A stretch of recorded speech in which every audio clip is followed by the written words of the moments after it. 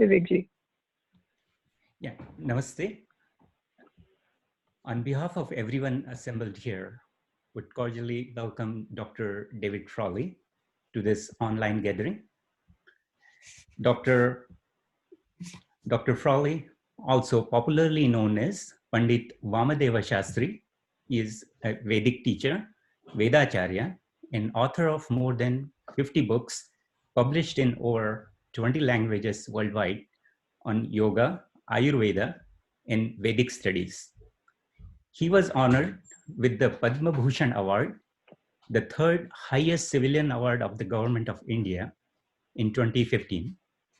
He is also the recipient of National Eminence Award from South India Educational Society. Dr. Frawley has a Doctor of Literature DLit degree from S. Vyasya, the Swami Vivekananda Yoga Anusandhan Sansthana, and another DLit from Awadh University. He is director of the American Institute of Vedic Studies in the United States, which offers publications and courses in Vedic knowledge systems. He is associated with Vedic organizations worldwide. He is regarded as one of the pioneers in the global spread of yoga and Ayurveda over the last several decades. I would now request Dr. David Frawley ji to address the audience.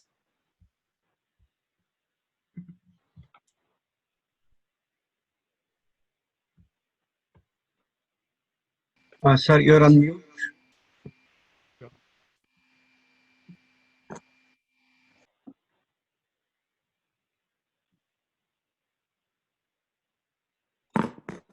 Namaste, Shri Gurubhyo Namaha. It is my great honor to be with all of you this morning for HSS, Hindu Swayam Sevak Sangh. Thanking Milind for the introduction and bringing me into this event, and the organizers and all the participants in this important International Yoga Day. I've already been through several International Yoga Day programs from different parts of the world in various webinars. So for me, this is a day that is lasting longer than one day. In any case, I'm very happy to be with you. And there are very important things for us to discuss, particularly relative to yoga and Ayurveda, and also this current pandemic that we are having. So the first thing I want to do is kind of put the pandemic in a certain context where it is today. This COVID-19 pandemic is what we call a selective pandemic. It targets certain populations and other populations it doesn't affect so much. But it targets mainly the elderly, people who are in retirement homes, rest homes, particularly above 70 years of age. It targets people with certain pre-existing health conditions, cardiovascular problems, lung problems, weak immunity overall. And it also targets the people who are repeatedly exposed to the virus, like the healthcare workers around it, many of whom are stressed and overworked to begin with. So far, its ability to affect young people is very small. And there's so far no major risk to people under 20, sometimes even under 40, although there is some debate in this area. The virus has most affected the northeastern United States and Western Europe, the most affluent, educated, and having supposedly the best healthcare systems in the world. So clearly, it can be quite devastating in what it does. And it is something that the modern medicine has not been able to deal with directly. There is the pursuit of a vaccine, although vaccines are very hard to make for corona-type viruses, but they can at least help out. And there is, of course, the social distancing and the lockdown, which is opening up to some degree. We do note that there are more positive cases coming out in the United States, but that the death rate is going down. Currently, if you look at worldwide statistics today of people who test positive, those who are exhibiting serious health conditions are about 1%. It has been steadily and slowly dropping over time. So just the fact that someone tests positive is not necessarily an indication that they are going to get the virus in a significant way. The greater danger is that they will possibly pass it on to someone else, but the degree of infection rate is not yet entirely known. So we are in this difficult period. Now the lockdowns are being opened up to some degree because there's a certain, obviously, economic necessity behind that. State of California, where most of you are, is a state that has done relatively well, though again, positive test cases are going up, and there is also more testing going on. So the disease is mainly a factor of population groups that have overall weak immunity. And they teach us that the most important thing for us to do is to develop our immunity. And this is not just physical immunity, it is also psychological immunity. The lockdown and the stay at home has caused a lot of psychological issues to come out because of the stress of staying in a particular room, limited social freedom, limited air, people then getting involved in too many, you might say, limited activities that end up being kind of dulling or depressing. So the overall psychological effects of the pandemic are in many ways as significant as the physical effects that are going on, and both we need to care for. Now, yoga helps us at both levels. You've already done the yoga asanas. Asana is a way of strengthening the musculoskeletal system and strengthening the body overall, releasing toxins and tensions. So we are less likely to come down with pathogenic factors from the outside.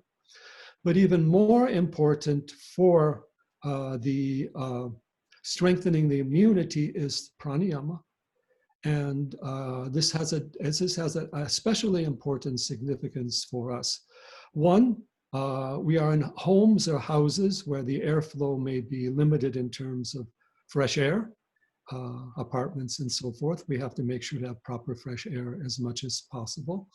And second, many of us are wearing masks, and the masks are very important for helping to stop the spread of the virus. When the mask is over the nostrils, you're breathing in your own exhaled air, or what is called the apanavayu in the Ayurvedic and yogic thought, which means that that has a weakening effect on the immune system for you individually overall when you are doing that, particularly if you do it for long periods of the day. So to compensate for that, we need to do a very deep pranayama. You looked at the Nadi Shodhana already, which is balancing the prana through the right and left nostrils. This is very important. Right nostril is more solar, pingala, agni, heating, stimulating, drying in the nature of the energy that comes through it. Left nostril is more lunar, cooling, moistening, kapha, soma, calming, relaxing, restful in the energy that comes through it. Balancing the nadis is very important for bringing the energy into the shushumna or into the spinal region. So we have deeper awareness, calm, and unity consciousness. So please make sure to do the daily pranayama morning and evening, and particularly more so if you are having to wear the mask or be in a recycled air limited situation quite a bit during the day. That will help you to a great extent. So please go ahead and do that along with your yoga and meditation. Now, relative to the mind, you know, yoga, particularly through Yoga Sutras, is a science of mind, or we say a science of consciousness. And its aim is to elevate our awareness And this occurs outwardly. We help this by calming the body, stilling the body, deepening the prana, turning the senses within. But the main part of yoga then is concentration and meditation. So for this to occur, we have to strengthen our prana, turn it within, and also the senses. And this is something very important because today we are overstimulated by a lot of electronic sensations coming in through all the different media sources that we have, so that our nervous system is hyperstimulated. And on top of that, we have a lot of negative news coming in about the virus. And globally, it's not just a question of the virus. There's a great deal of social, political, religious unrest, as we all know, at various levels, riots that have happened even in the United States in urban areas where these things have not happened in decades, if at all. So a lot of factors of stress are there coming into us at this electrical, media, and digital level. So we need to compensate for these negative sensory impressions and the effects or the negativity they cause with positive sensory impressions in our environment, performance of pujas, use of flowers, fragrances, ghee lamps, use of incense, of course, is also a very important part of that. Fresh air. And of course, when we can, the trails are open, go out into the mountains. And you don't need to wear a mask inside the car. And you don't need to wear a mask on the trails unless there's a lot of people around. So do try to bring in not only fresh air, but the fresh impressions of nature from the ocean, the trees, the lakes, the hills, the mountains, wherever it is that you have access to and wherever it is that you are able to go. Draw in the cosmic prana from the outside and also draw in the divine prana from within.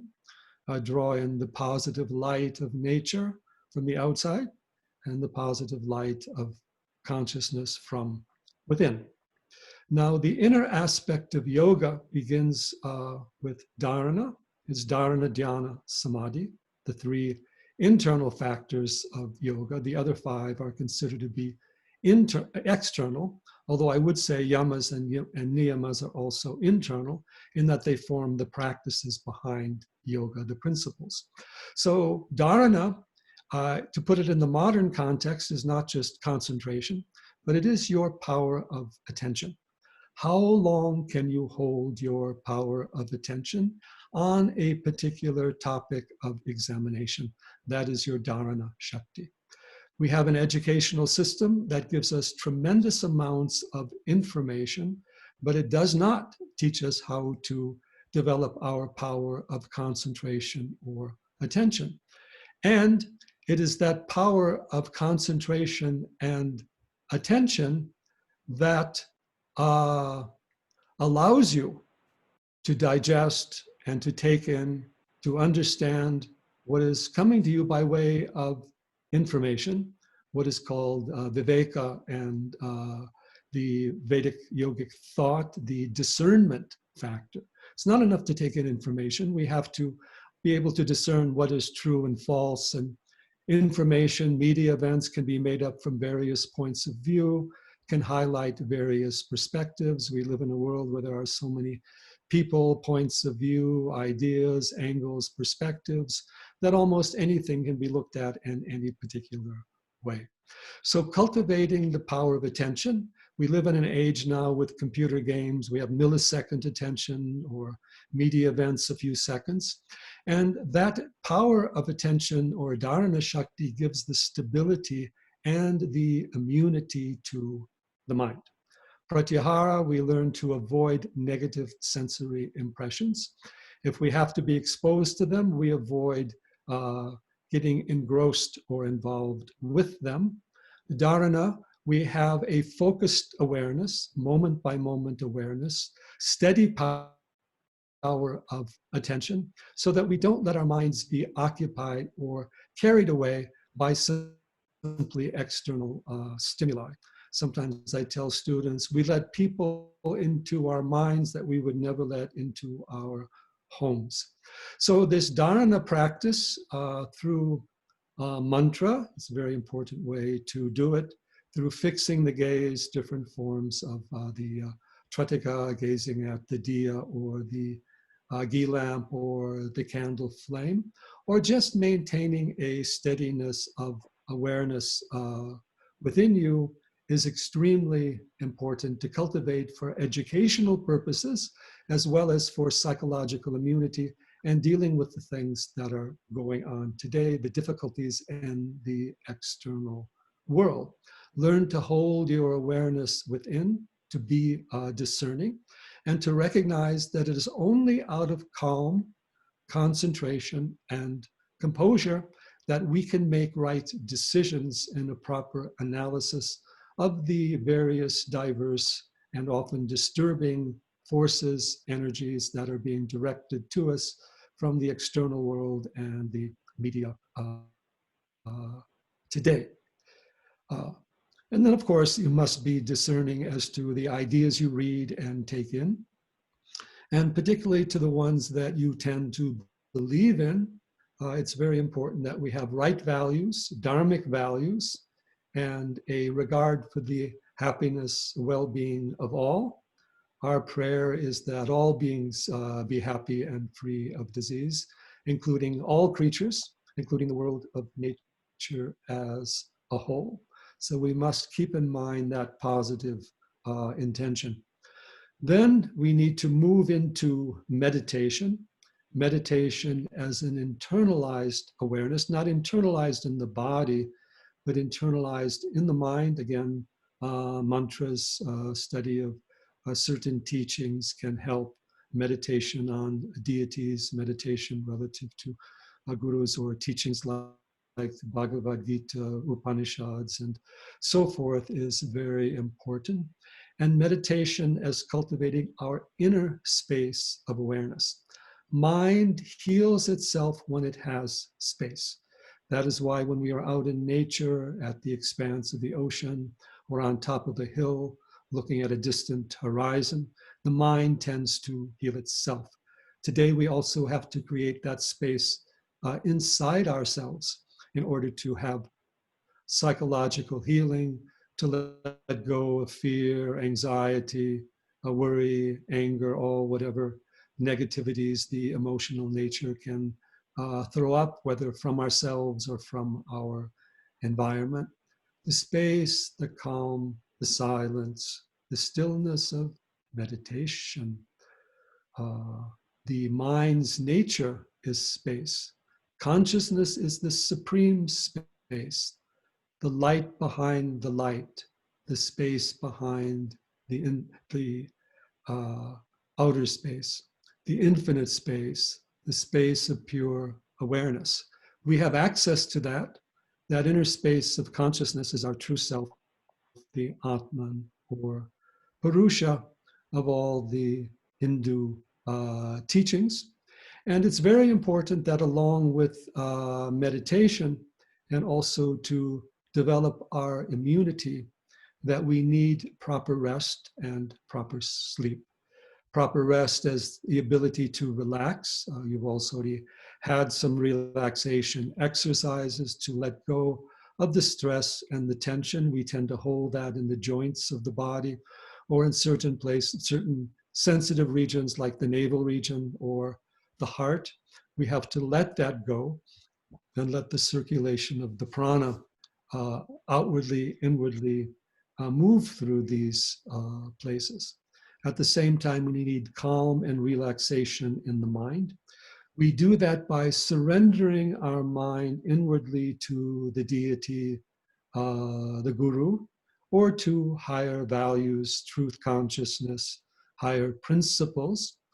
And then we must remember that the ultimate renewal of our immunity comes from the state of deep sleep.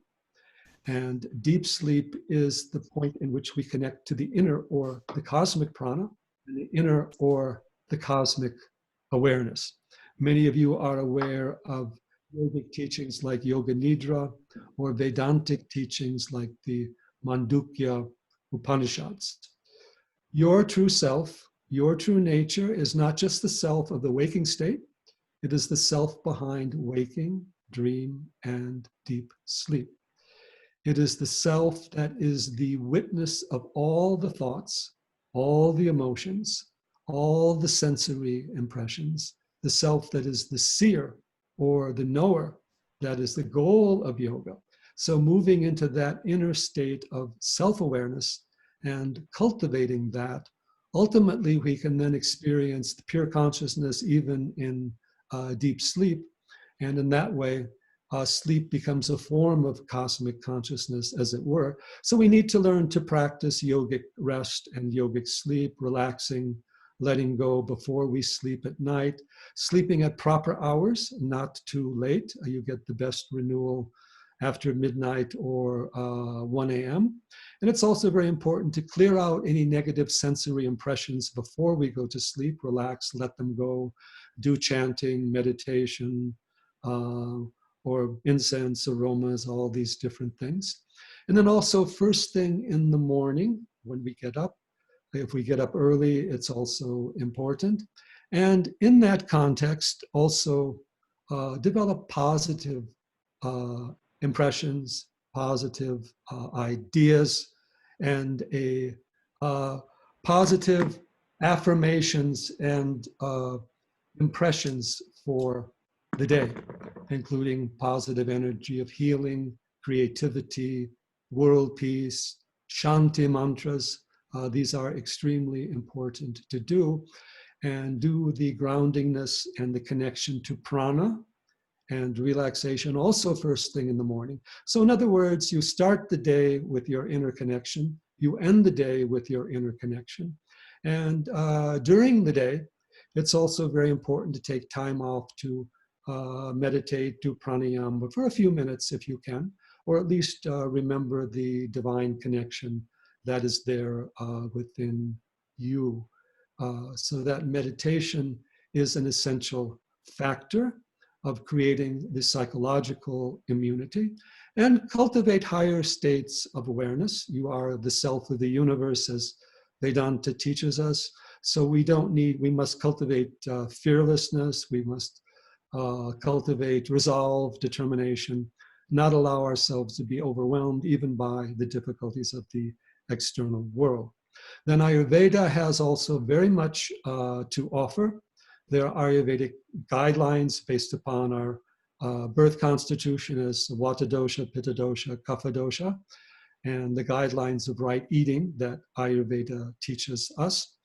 There are also very special herbs that Ayurveda teaches that are very helpful for maintaining proper circulation and also proper immunity and well-being. Many of these are simple things like tulsi tea, or Brahmi tea, or Brahmi and calamus, or Brahmi ghee added to warm milk. There are many home Ayurvedic remedies that can be brought in and used. And there are many other Ayurvedic practices. Unfortunately, a lot of these we cannot do today, but some we can also do on ourselves. For example, the immune system is very closely connected to the skin. And so the use of Ayurvedic oils as abhyanga is very helpful. Oils like Mahanarayan or Dhanwantaram or Balashwagandha, or even simple sesame oil, making sure that the skin is properly oleated and hydrated so that we do not come down so easily with pathogens from the external world, and maintaining our circulation overall. Ayurveda also has special herbs to build immunity: ashwagandha, shatavari, bala, shilajit, Chyavanprash. Various Ayurvedic companies will have their immune boosting products as well that are accessible through various sources. So Ayurveda also has much to offer for building up the immunity. If you have acute conditions, you need to develop, of course, medical care is required. We don't want to compromise that, but there is much that we can do at home. Even in Ayurveda, there's the use of the Swedana or the steam therapy that can also be of use, promoting the circulation overall. And then, of course, we have to guard the people around us, protect them who are more vulnerable. If you have elderly people staying with you, make sure they have the proper care, the rest, and not exposure to the disease, or anyone else who is medically compromised. And there's also a certain degree of danger for this condition that occurs for people who are overweight, particularly of those who are significantly obese. This must be borne in mind as well. So these are some practical tools from yoga and Ayurveda to deal with the coronavirus. There are also the spiritual tools that they bring: deeper meditation, self-realization. Body and mind are not you. You transcend body and mind. Body and mind are your instruments. Physical body is like the car you drive that takes you places in the material world. Mind is like your computer or software with its memory, with its language and reason and mathematics programs. But you are connected to an inner light of awareness. And that inner light of awareness is also the ultimate source of prana and well-being.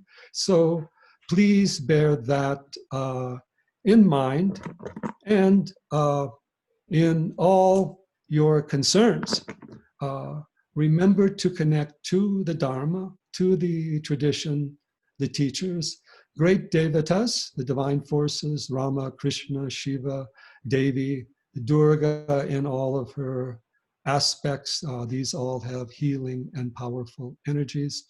Maintain your sadhana, maintain your dharmic and Ayurvedic lifestyles, and also recognize we will overcome this. But as we do even if we overcome this, and how long, it may take a little longer, but it will be overcome, we should still continue these yoga and Ayurvedic practices for immunity, because the danger of immunity being weak is increasing in our increasingly artificial society, stressful lifestyles, and urban environments. So let us bear that in mind. Yoga and Ayurveda will be more relevant for the future in the post-COVID era, as will the whole of the Hindu or the Sanatana Dharma, with its universal view of truth, its universal view of humanity, and its universal view of consciousness, that there is only one self in all beings, including all of nature, all creatures, and of course, all human beings. So with these words, I give you my best wishes for Yoga Day. Shri Gurubhyo Namaha. Let's honor the great teachers and the great teachings. Hari Om Tat Sat. And again, my best wishes for HSS. I hope to see it flourish more throughout the country. And I'm very happy to see the exemplary work it is doing, not only relative to the COVID virus, but also to education and to properly sharing and representing the Hindu Dharma in the Western world, which has many different views of life, and also helping to share that Hindu Dharma with everyone, because that Hindu Dharma is of great relevance to all and great blessings to all. Namaste.